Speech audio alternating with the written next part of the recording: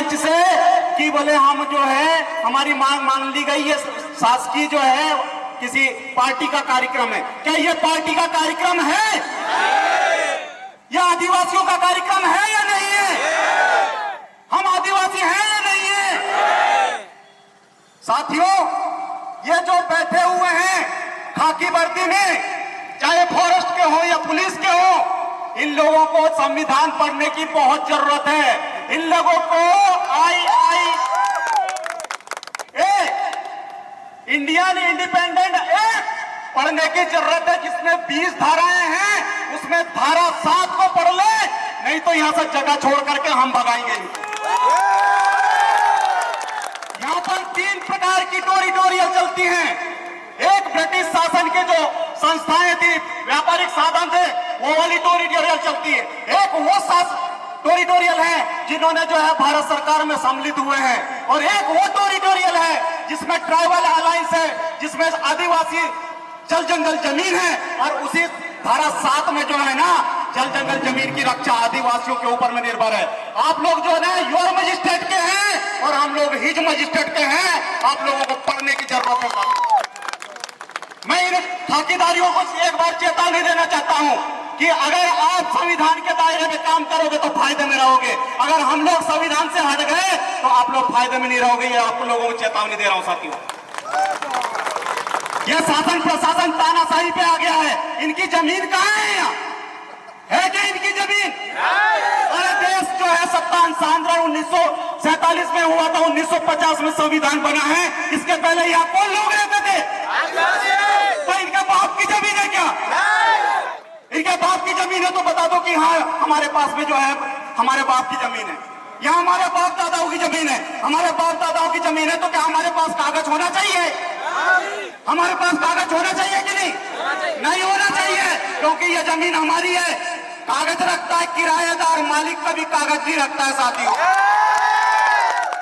हमें जो है पढ़ना है, लिखना है, और कानून के दायरे में समझ के इन जो वर्दी वाले हैं ना, इनकी वर्दी के ऊपर में दाग लगाना है साथियों, क्योंकि इन्होंने बरसात में आदिवासियों का घर तोड़ा है। क्या इनके बाप का कानून है क्या वो? अरे 2023 में तुम लोगों ने राज्यसभा में जाकर के कानून पारित कर दिया और वो कर रहे हैं। आप लोगों को बताना चाहता हूं, आप लोगों में हिम्मत है तो राधा स्वामी सत्संग सभा दयाल बाग राजा बरारी में 8,789 एकड़ जमीन आपकी वन फॉरेस्ट की है, क्या छुड़ा सकते हो क्या? हरदा जिले के अंदर ही वो अभ्यारण्य के नाम से 230 एकड़ जमीन पर गौशाला निर्माण किया, आज भी वहां पेड़ खड़े हैं, क्या उसको हटा सकते हो क्या? वहां के मुख्यमंत्री, यहाँ के मध्य प्रदेश के मुख्यमंत्री डॉक्टर मोहन यादव उसको 1 लाख का इनाम दे रहा है, जबकि वो गौशाला अवैध है साथियों। मैं ये नहीं बोलना चाहता हूं कि इन लोगों को जो है ना आगे करते हैं।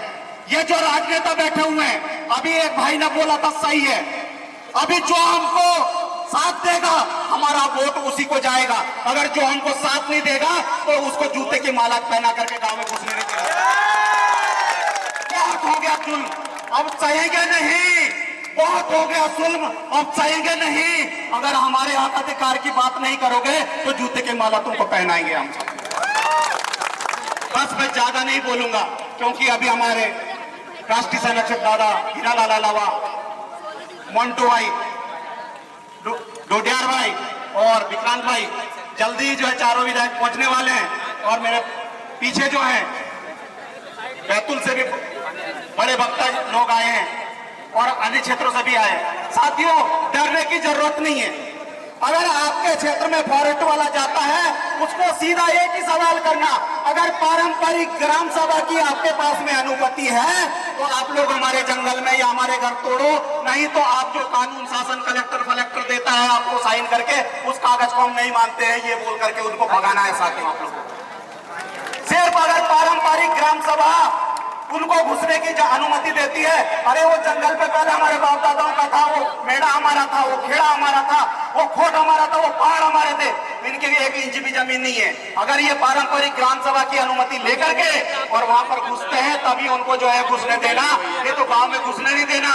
अगर किसी गांव में इस प्रकार की गति होती है तो मेरा नंबर है 9755911671, इसको नोट कर लेना, या फेसबुक पे भी रहता हूँ, किसी भी गांव में बोलना कानूनी सलाह के लिए 24/7 में मैं खड़ा रहूंगा साथियों।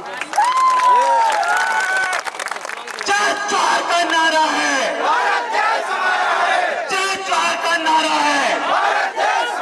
बहुत बहुत धन्यवाद। जय जोहार, जय आदिवासी, उल गुलाम जिंदाबाद।